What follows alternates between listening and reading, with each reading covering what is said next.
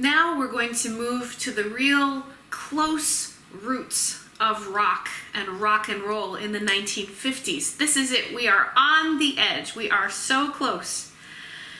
In 20th century American music, popular music, there is this constant dance as we look back over the 20th century, this constant dance between expressed commercialized music that is primarily commercialized white listeners, white performers, and another non-commercialized thread or region of music that does include the music of Black Americans and also other groups, ethnic groups or ethnic identifying groups, regionalized groups within the United States. So we have this sort of push and pull between commercialized music that is put out by labels, that is sold as merchandised, and the music that is being made by specific groups of people that is not being commercialized.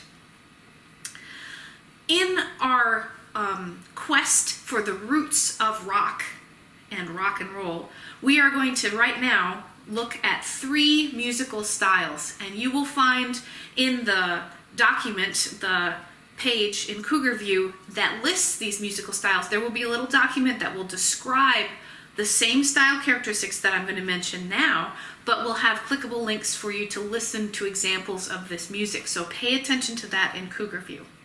The 3 styles that contribute directly to the creation of rock and roll are these 3: Tin Pan Alley, Rhythm and Blues, Country Western. Tin Pan Alley, Rhythm and Blues, Country Western. I'm going to talk briefly about each of those, but again, each of these topics could be something that we spend weeks and weeks on, and alas, we're just going to touch them now. The music of Tin Pan Alley is a commercialized musical style.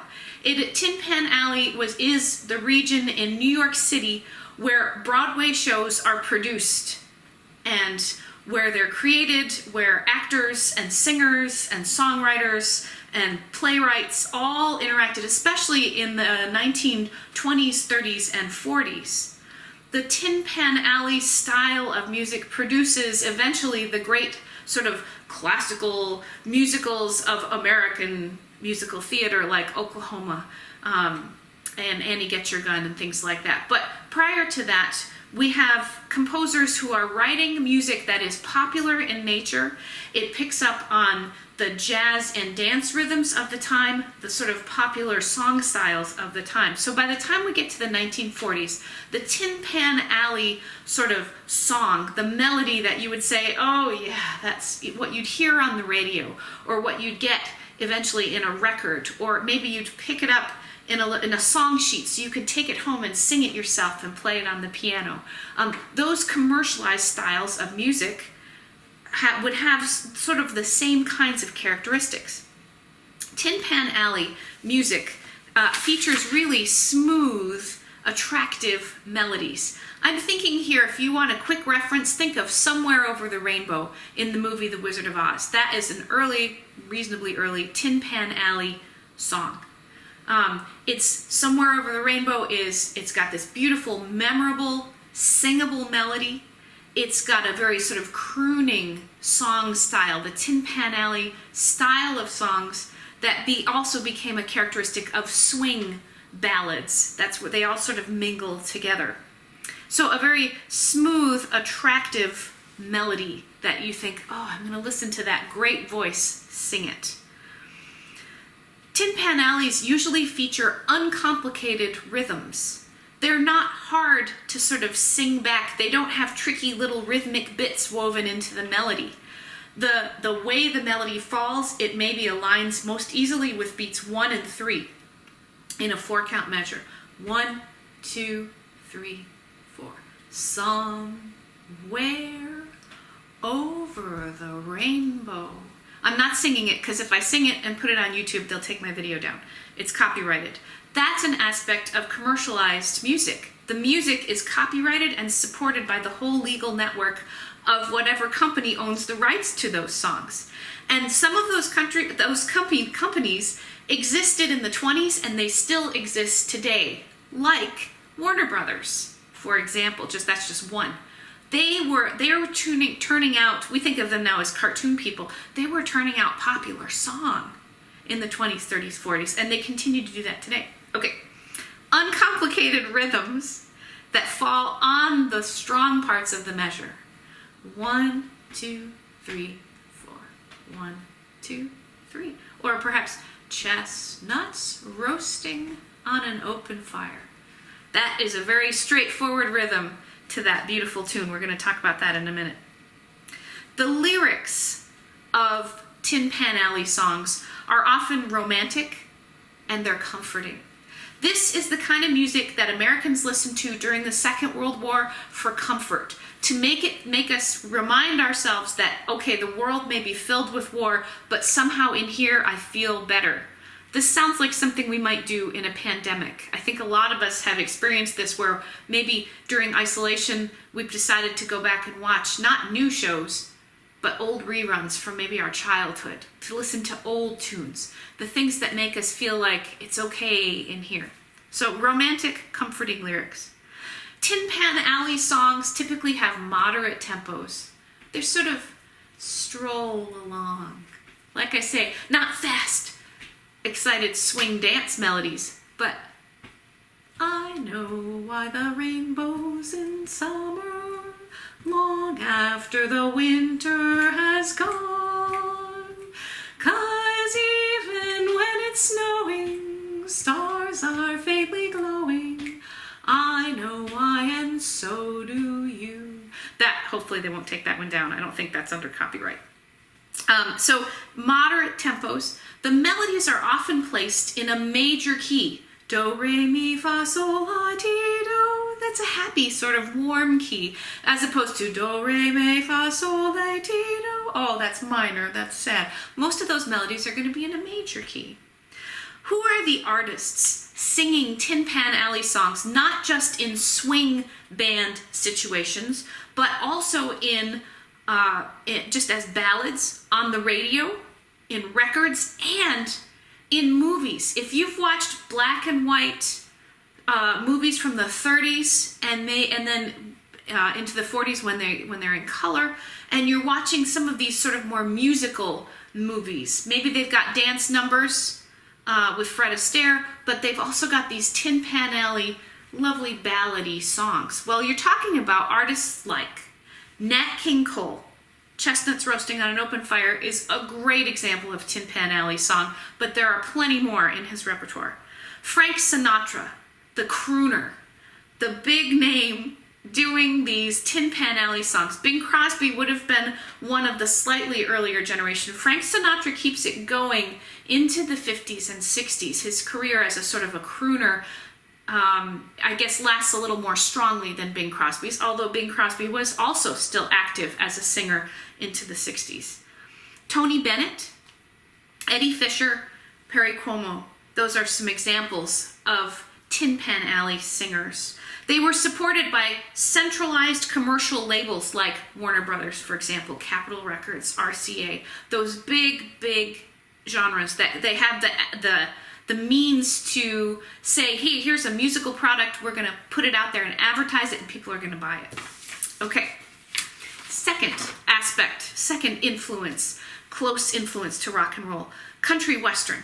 Now, we're talking about country western of the 40s and 50s, and so some of this music may sound very different to those of you listening to today's country western. The genre has evolved over the last 70 years, just like all the other musical genres. Now, country western's own roots come from bluegrass in the Appalachian Mountains, here where I am right now in Tennessee and nearby, and also the western cowboy songs that are now in the early 20th century. Those cowboy songs feel kind of nostalgic, like, oh, the great old days when the open prairie and the lone cowboy out there riding. Those days, did they exist quite like that? Well, it doesn't matter, because now they're memories. That's how they feel to us. So country western has some really important style characteristics, some of which will lead directly to rock and roll. When we're listening to country western by artists of the time like Hank Williams, I'll put on my list Your Cheatin' Heart, Jimmy Rogers, the Carter Family, Hank Snow. These songs are going to have some really specific characteristics that will blend into rock and roll. What does country western have in it? Well, first of all, the lyrics are about unrequited love and nostalgia. Mostly unrequited love, right? Your cheating heart. My love life is terrible. Something sad has happened to me. The timbre of country western is super important. The tone color.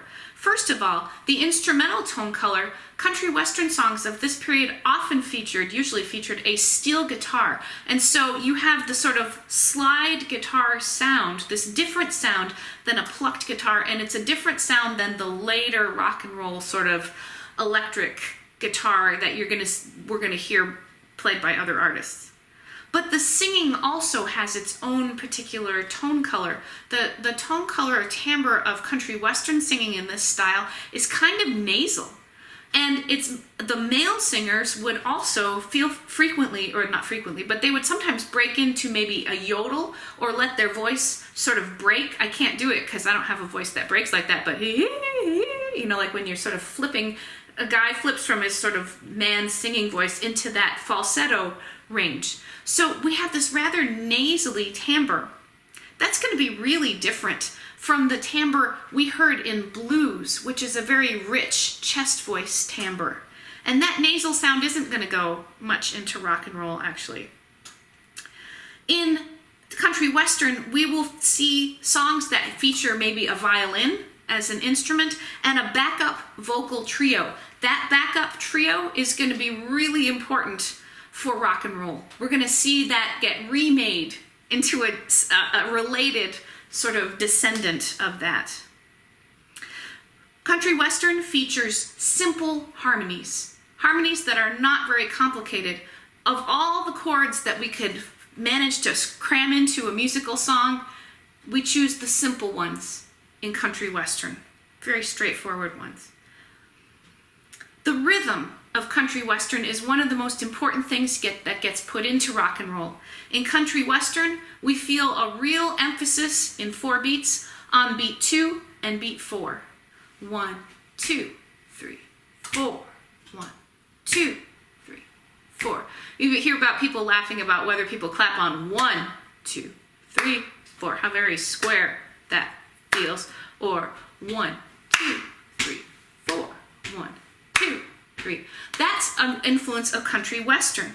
Interestingly, country western is able to achieve that rhythmic accent without using a drum set at all. A lot of country western songs of this period don't use percussion. Instead, that innate rhythmic feel comes from the guitar that is providing the harmony, and it comes from maybe slap bass that playing the bass line. Boom, bah. So that accent on 2 and 4. And that is really the most important thing that country western offers to the upcoming style of rock and roll. The third stream that's going to play into rock and roll is rhythm and blues. Rhythm and blues is a little different from today's R&B to a certain extent. They're related, they're connected historically. And it's connected to blues, but it's also its own thing. So, rhythm and blues is another non-commercial style. This style of music was exclusively the province of Black Americans, a lot of the times in the South, and then as the migration to northern cities happened, the rhythm and blues went with Black Americans to northern cities. You would hear it a lot in bars. And if you are recording this music, you're doing it on independent labels as singles, which I should add, that's what's happening to the country western music in Nashville. They're not supported by these big national labels. It's all these little independent labels. And that model still kind of exists to a great extent in Nashville as well. So rhythm and blues, independent labels, Black Americans, it's music exclusive to Black Americans for a long, long time. What does it feature? Well, one of the most important things that we could pull out of rhythm and blues that gets turned into rock and roll is the 12-bar blues harmonic pattern. We talked a little bit about that in the articles that you looked at online, the websites that you looked at online, that this very predictable harmonic pattern that takes 12 measures, 12 bars of music to happen, this predictable pattern, you get to know it so well that you can improvise over it.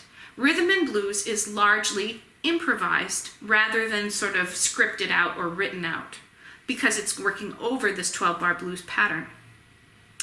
The melodies of 12-bar blues are really expressive. They express emotion, and they do it partly by blue notes, the same way that blues artists bend and slide and twist into notes so that something sounds a little bit jarring or a little slidey, and that's to increase the expression. Rhythm and blues, as I said, was largely improvised, and rock and roll is going to take that because rock and roll is going to sound improvised even when it isn't. Rhythm and blues uses simpler words and melodies even than Tin Pan Alley songs. Keep those melodies simple. Keep the words simple. The lyrics are about love. They're about hard times. The other feature in rhythm and blues is a stride bass. You're going to hear that bass line, and it's going to just stride right along. That, for the faster songs, that is going to also influence what we hear in rock and roll. Let's see. The examples that artists you're going to hear from would be people like Muddy Waters, B.B. King, Louis Jordan, Bessie Smith. So again, I'm going to put one example of rhythm and blues in the web page, the Cougar View page, that has the music examples in it, and it will remind you of these very style characteristics. Then in the next video, we'll take all of the important influences and we'll paste them into rock and roll. We'll shake them up, shake, rattle, and roll them, and we'll see what we've got. That was really lame. I'll see you then.